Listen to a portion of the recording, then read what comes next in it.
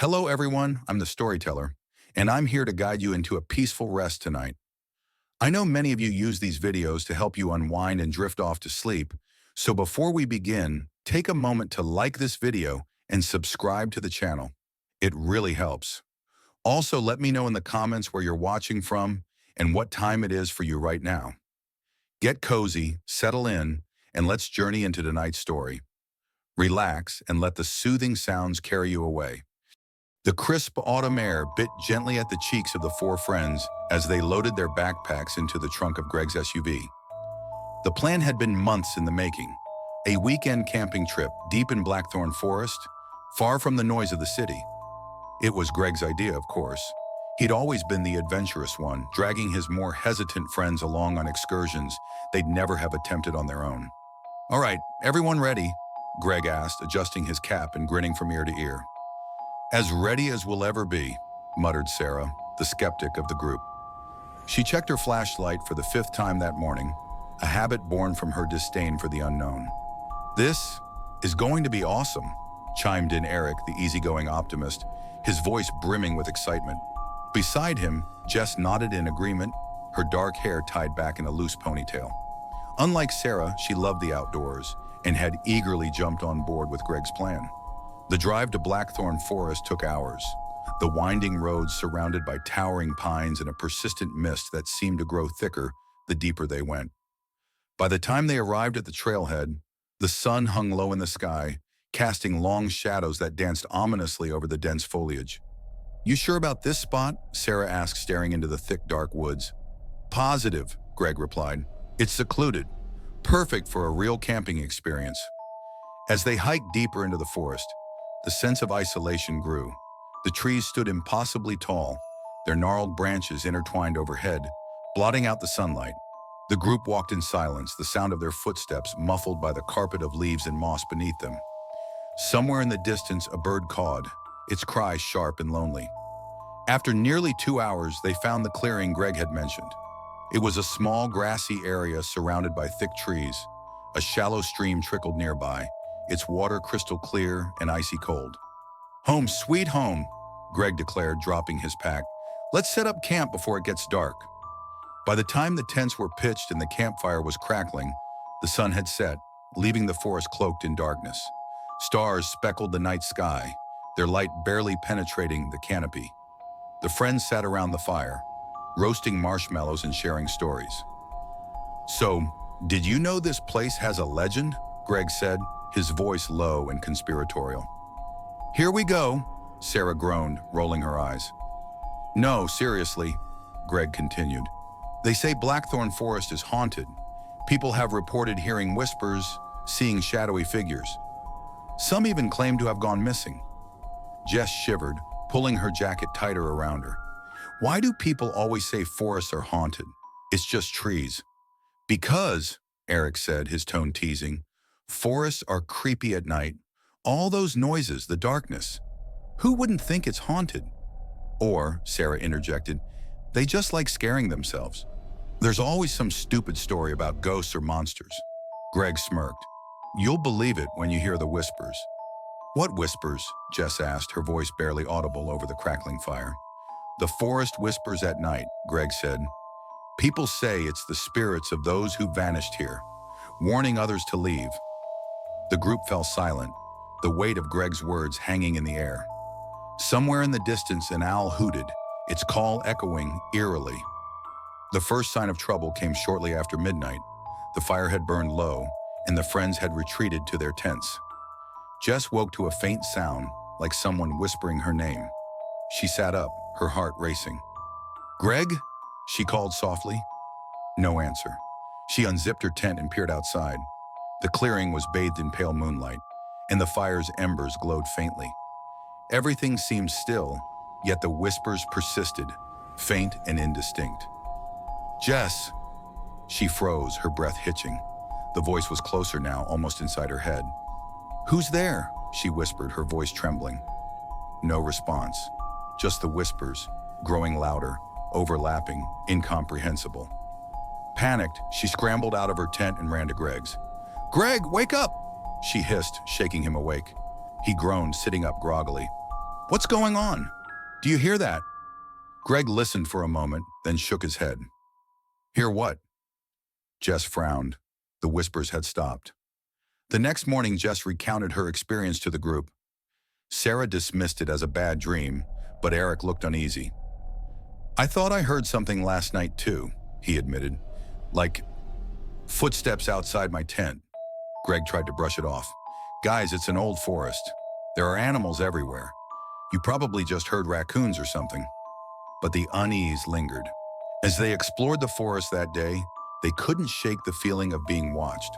The shadows seemed darker, the trees more oppressive, and then there were the markings.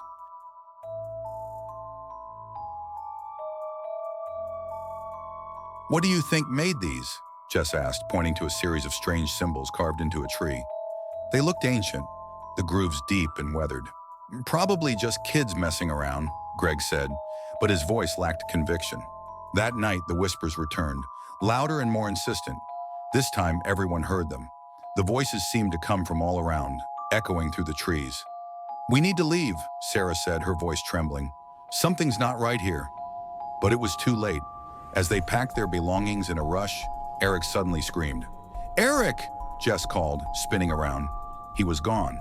One moment he'd been there, standing by the fire, and the next, nothing. Panic set in. They called his name, searched the area, but Eric was nowhere to be found. The whispers grew louder, almost mocking. We'll find him in the morning, Greg said, though he looked as terrified as the rest of them. We just need to stick together. Morning brought no relief. Eric was still missing, and the forest seemed even more menacing. As they searched, they came across more strange markings, each one more intricate than the last. Then they found the clearing. It was a perfect circle, the grass within it dead and blackened. In the center lay Eric's flashlight, its beam flickering weakly. Around it were symbols drawn in ash. What the hell is this? Jess whispered. Greg knelt to inspect the symbols, his face pale. I think, this is some kind of ritual site. Sarah backed away, her breathing rapid. We're leaving. Now. But the forest had other plans. As they tried to retrace their steps, the trees seemed to shift, the paths they'd taken before disappearing. The whispers followed them, growing louder and more frantic. And then they saw her. She was pale, her dress tattered and stained. Her eyes glowed faintly, and her lips moved, forming the words of the whispers. Leave, she said, her voice echoing in their minds. This is not your place. They froze, unable to move or speak. The ghost's gaze settled on Greg, and her expression darkened. You brought them here, she said, her voice filled with anger. You disturbed the sacred ground. Greg fell to his knees, trembling. I didn't know. Now you will pay the price. The ghost raised her hand, and the forest came alive. The trees twisted and groaned, their branches reaching for the friends. Sarah screamed as roots erupted from the ground, tangling around her legs. Run! Jess shouted, grabbing Greg and pulling him to his feet. They ran blindly through the forest, the whispers chasing them. The trees clawed at their clothes, the ground seemed to shift beneath their feet, but they didn't stop. Finally, they burst out of the forest and onto the road. The whispers stopped, the oppressive weight lifting. They collapsed, gasping for air. Eric was never found. The forest remained silent and foreboding, a reminder of the danger that lurked within. And the whispers continued, warning those who dared to enter Blackthorn Forest. Leave or suffer the same fate. Story number 2, The Haunted Checkout. The fluorescent lights flickered overhead as the last customers trickled out of Grayson's grocery. Ellie, the store manager, leaned against the customer service desk, rubbing her temples. It had been a long shift, and the eerie quiet of an empty supermarket at night never sat well with her. You're good to go, Andy, Ellie called to the teenage cashier who was zipping up his hoodie. He gave her a quick wave before pushing open the glass door and disappearing into the cold, foggy night. Ellie glanced at her watch. 10:15 p.m. She still had to finish the nightly inventory and check the security cameras before she could lock up. The air seemed heavier than usual, as if the store were holding its breath. The sound of a single shopping cart rolling echoed through the aisles. Ellie frowned. No customers were left, and Andy hadn't mentioned leaving anything behind. Grabbing her flashlight, she headed toward the noise. "Hello," she called, her voice bouncing off the towering shelves of cereal boxes and canned goods. No response. The cart, an old squeaky one with a bent wheel, sat abandoned near the produce section. Apples spilled across the floor, their shiny skins reflecting the harsh light. Ellie's heart quickened. She bent down to pick up an apple, her ears straining for any sound. A faint whispering reached her, just on the edge of hearing. She froze, the apple slipping from her fingers. The whispers were coming from aisle 6, the frozen food section. Ellie's footsteps echoed as she approached aisle 6. The freezer doors were lined with a thin layer of condensation, and the cold seeped into her bones. The whispering grew louder, shifting into an unintelligible murmur that seemed to surround her. As she turned the corner, Ellie gasped. The glass doors of the freezers were fogged up, but words were etched into them as though drawn by an invisible finger. Her pulse thundered in her ears. She took a step back, her breath visible in the freezing air. "This isn't funny," she said aloud, though she didn't believe anyone would answer. The lights above her flickered again, plunging the aisle into momentary darkness. When they came back on, Ellie felt a presence behind her. She spun around, but the aisle was empty. The silence was suffocating. A sudden crash shattered the stillness. Ellie sprinted toward the noise, finding a display of canned soup toppled over in aisle 3. She stared at the mess, her mind racing. Someone else had to be in the store. Ellie's first instinct was to check the security room. She needed to know if the cameras had picked up any movement. As she hurried down the back hallway, she felt the temperature drop further. Her breath came in short puffs as she reached the door marked security. She twisted the handle. It was locked. "What the hell?" she muttered. The door was never locked during her shifts. She fumbled for her keys, her hands trembling.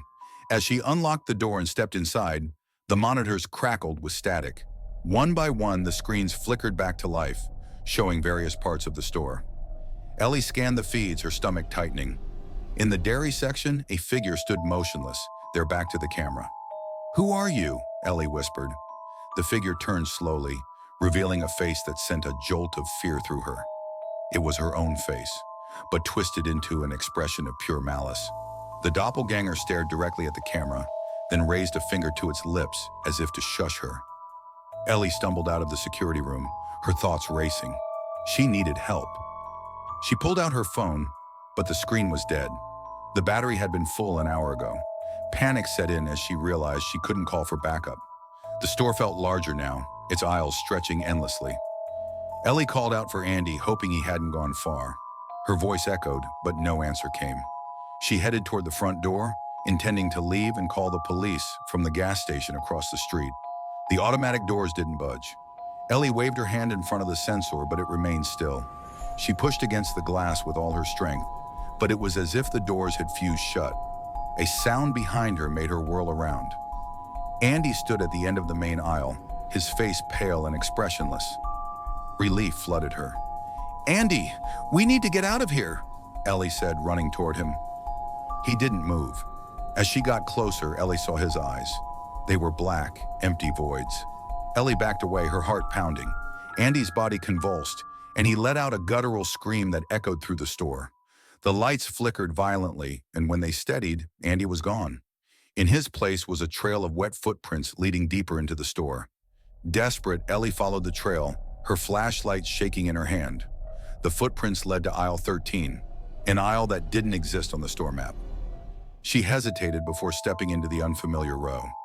The shelves were lined with unmarked cans and boxes, their labels blank. At the far end of the aisle, a door stood ajar, light spilling out. Ellie approached cautiously, every instinct screaming at her to turn back. She pushed the door open and stepped inside. The room was impossibly large, its walls covered in mirrors. In each reflection, Ellie saw herself at different ages. A child clutching a stuffed animal, a teenager with tears streaming down her face, an older version with gray streaks in her hair. The whispers returned, louder and more distinct.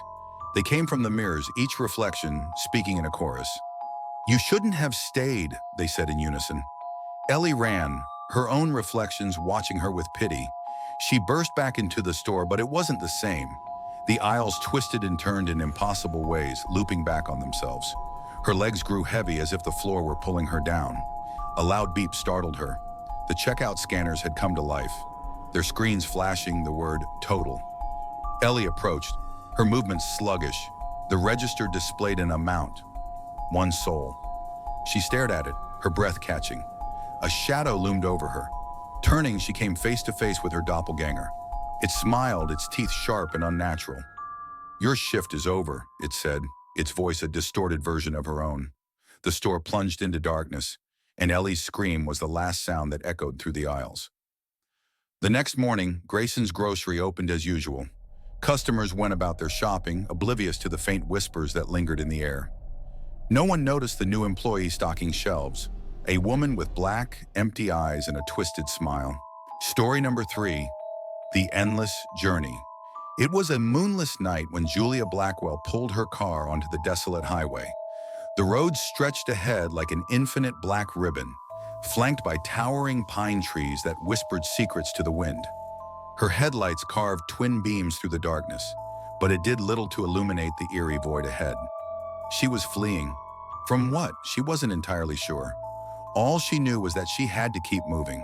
The small sedan hummed beneath her, a dependable companion in her escape.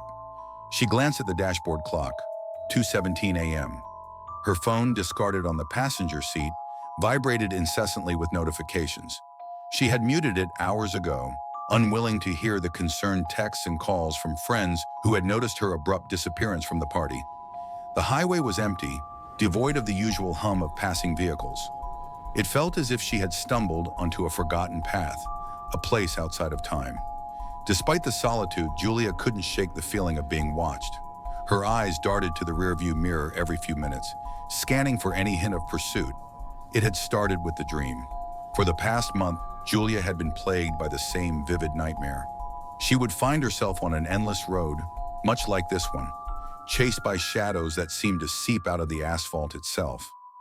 No matter how fast she ran, the shadows would inch closer, whispering her name in voices that sounded both familiar and alien. She would always wake up drenched in sweat, her heart pounding as if she had been running for real.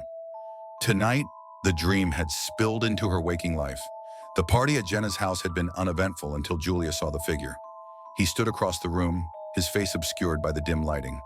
There was something about him, the way he tilted his head, the deliberate way he sipped his drink. That sent a shiver down her spine. When their eyes met, a jolt of recognition coursed through her. She didn't know him, but her body reacted as if she did. Moments later, he vanished into the crowd, leaving Julia to question her sanity. That's when she had grabbed her coat and bolted. She hadn't stopped driving since. Hours passed and the landscape remained unchanged. It was as if the road was looping, endlessly recycling the same scenery. Julia's initial panic began to subside, replaced by a gnawing sense of unease. Her car's fuel gauge hovered near empty, and there were no signs of civilization. No gas stations, no rest stops, not even a roadside diner. It was just her and the unrelenting darkness. Then in the distance, she saw it, a lone figure walking along the shoulder of the road. Her heart leaped into her throat. Who would be out here at this hour? Miles from anywhere? She debated whether to stop. Every instinct screamed at her to keep driving, but curiosity, or perhaps desperation, won out. She slowed the car and rolled down the passenger side window. "Do you need a ride?" she called out.